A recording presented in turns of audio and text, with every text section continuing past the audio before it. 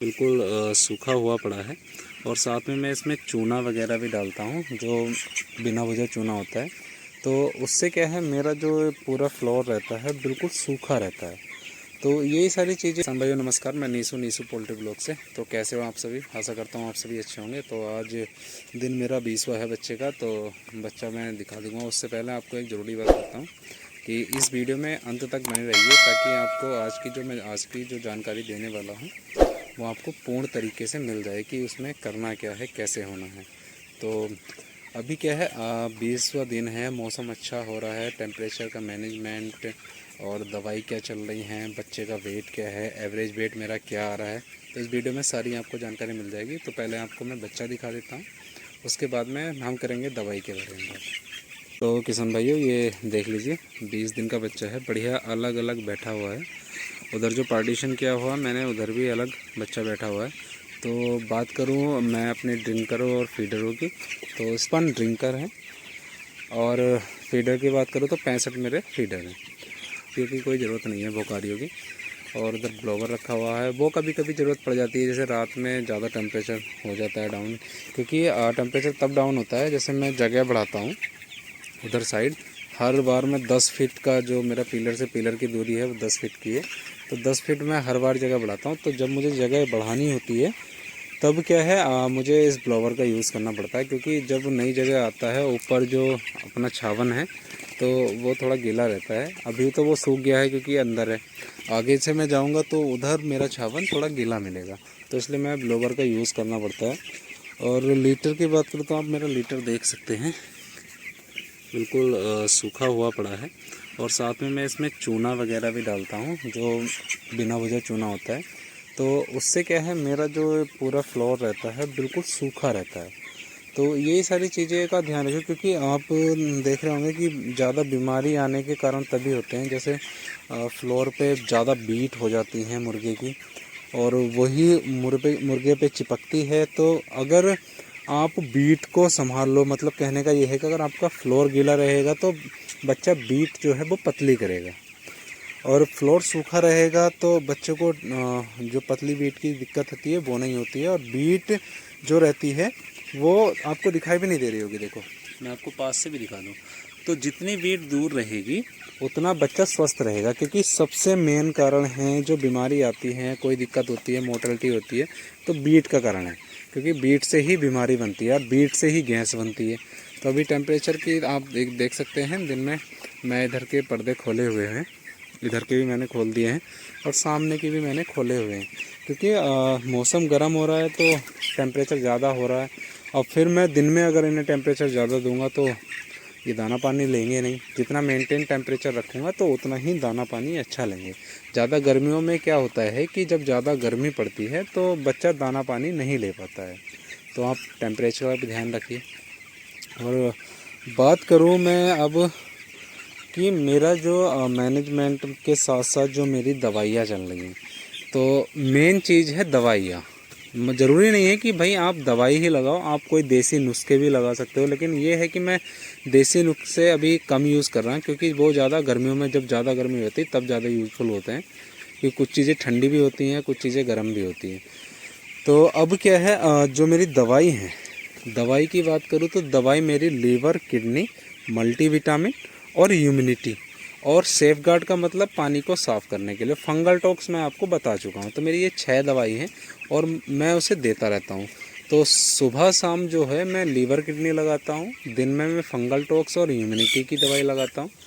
और बात रही अब उसकी सेफ गार्ड की, सेफ गार्ड में सुबह शाम दोनों पानी को स्वच्छ करने के लिए लगाता हूँ। कि बच्चे में किसान भाइयों कोई दिक्कत आ रही है, जैसे लीवर किडनी, जैसे लीवर जो होता है वो बढ़ जाता है, डैमेज हो जाता है, आप बच्चे को खोल के देखोगे तो उसका रेड कलर नहीं रहेगा, थोड़ा सफ़ेद सफ़ेद रहेगा। और किडनी की बात करूँ तो किडनी में स्वेलिंग आ जाती है, तो उससे भी बच्चा मरता है। कि अगर लीवर किडनी की आपके फार्म में समस्या है और वो जल्दी से आप कंट्रोल करना चाहते हो, तो उसका एक ही कारण है कि आप जो है लीवर और किडनी में प्लस मल्टीविटामिन, जो मल्टीविटामिन होती है, ये तीनों चीज़ मिला के रात में दें। आप दिन में भी दे सकते हैं, लेकिन मैं रात में देता हूँ। तो ये तीनों चीज़ अगर आप मिला के दोगे, जैसे मल्टीविटामिन कोई भी हो सकती है, मैं तो बीटा फोर्ड यूज़ करता हूँ और नेफ्रोसेप यूज़ करता हूँ किडनी के लिए, और लिपटॉक्स यूज़ करता हूँ मैं लीवर के लिए। तो आपके फार्म में आपके जो भी दवाई आती हो, लीवर की अलग, किडनी की अलग और मल्टीविटामिन जो भी है, तो तीनों को मिला कर दीजिए। तो उससे क्या है, आपका जो रिज़ल्ट रहेगा, जो लीवर किडनी की समस्या आ रही है वो जल्दी दूर होगा।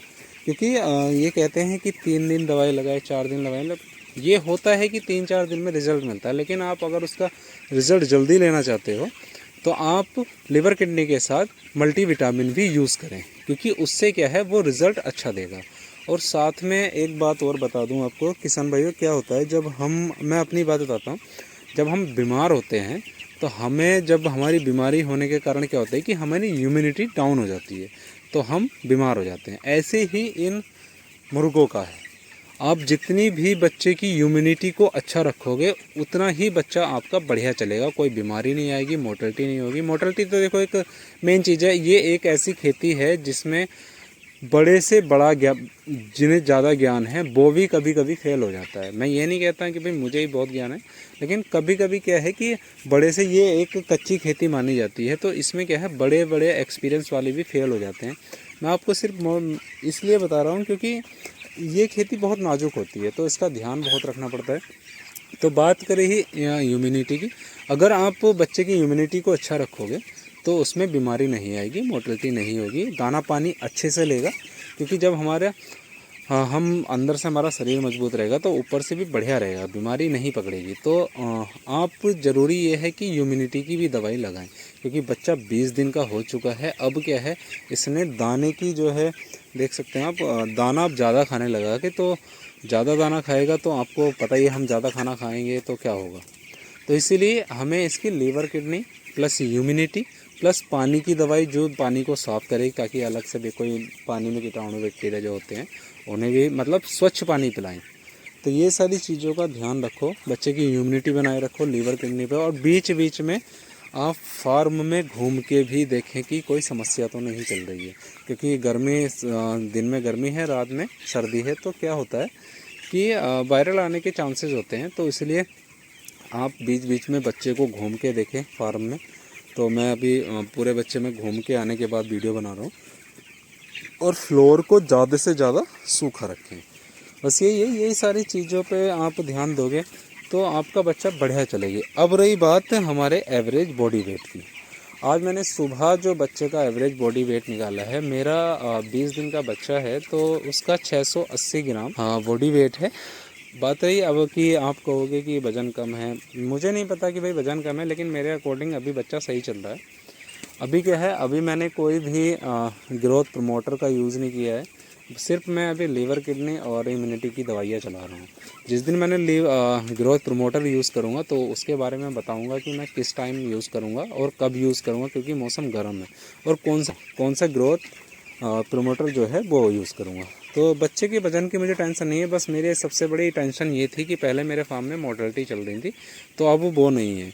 फंगल टॉक्स का यूज़ बता देता हूँ। फंगल टॉक्स का मैंने बताया था, जो दाने पे ऊपर थोड़ा सीलन वाला दाना होता है, नमी पकड़ जाता है, पोई लग जाती है, तो उसके लिए वो फंगल टॉक्स यूज़ करता है। फंगल टॉक्स का काम होता है कि जो आप मिर्गी के दौरे टाइप के होते हैं मुर्गों को, और दिल की, हार्ट अटैक की जो दिक्कतें होती हैं, फंगल टॉक्स उसे संभाल लेती है। तो फंगल टॉक्स का भी यूज़ करिए।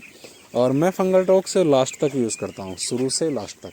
जब बच्चा 10 दिन का हो जाता है तो मैं फंगल टॉक्स लगानी स्टार्ट कर देता हूँ, और फिर जब तक बच्चा मेरा फार्म में रहता है तब तक मैं फंगल टॉक्स यूज़ करता हूँ। तो किसान भाइयों, ज़्यादा यही है कि आप अपने फार्म में घूमते रहें, बच्चे पे ध्यान रखिए कि बच्चे में कोई दिक्कत तो नहीं है, और दवाइयों का अच्छे से यूज़ करें। एक टाइम पे एक मतलब नियमित टाइम लगाइए कि बच्चा हमें दवाई ये देनी है, ये देनी है, ये सारा मैनेजमेंट आप बना के रखिए दवाइयों का।